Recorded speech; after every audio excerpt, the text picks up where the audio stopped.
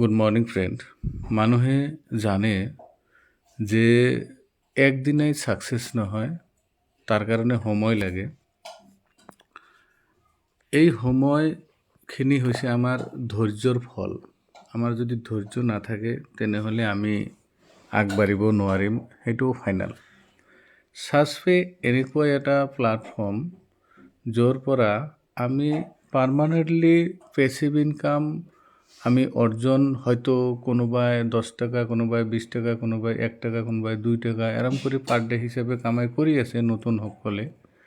কিন্তু যিসকল ব্যক্তি ছাছপেত পুৰাণা হৈছে 2 বছৰ 3 বছৰ, সিহঁতৰ পৰা কিছু সংখ্যক মানুহে ডেইলি বৰ্তমান 4,000, 5,000, 3,000 বা 7,000, 8,000 লৈকে পাৰ ডে ইনকাম কৰি আছে, লাগি আছিল। এতিয়া দেখক 2 বছৰ বা 3 বছৰ কণ্টিনিউ মেহনত কৰাৰ পিছত 5,000 টাকা যদি কোনোবাই ডেইলি পাই আছে, মাহত 1.5 লাখ টাকা। এইবাৰ একবাৰ অংক কৰক, এই 1.5 লাখ টাকাৰ বেছিহে আহিব নেক্সট মাহত, কম নাহে।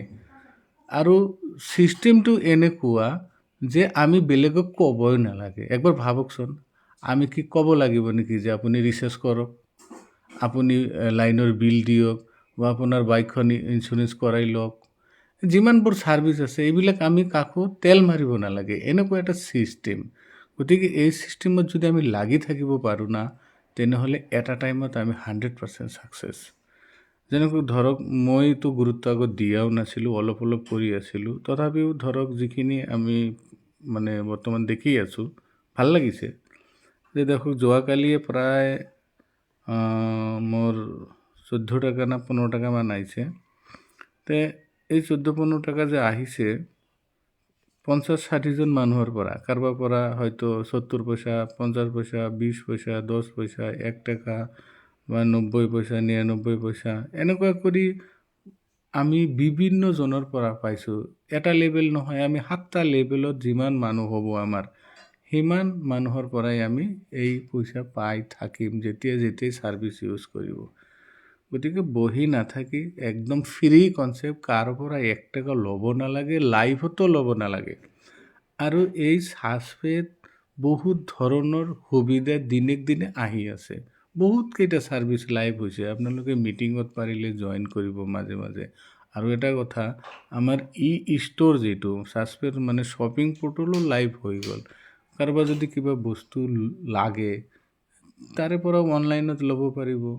লাহে লাহে তাত আপলোড হৈ আছে, এটা টাইম আহিব এভেইলেবল হ'ব। গতিকে ভাল প্লেটফৰ্ম, বিনা পইচাত প্লেটফৰ্ম, এইটোক কয় ৰিয়েল MLM মাৰ্কেটিং, য'ত আমি পইচা লগাব নালাগে।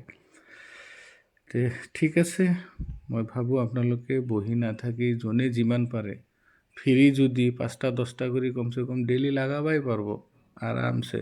যদি কাৰোবাৰ কিবা অসুবিধা হয় ৰেজিষ্ট্ৰেশ্যন ক্ষেত্ৰত, লাগিলে মোক জনাব, মই কৈ দিম, ছাপোৰ্ট দিম কেনেকৈ জইনিং মাৰিব লাগে, ক'তবা কিবা প্ৰব্লেম থাকিলে।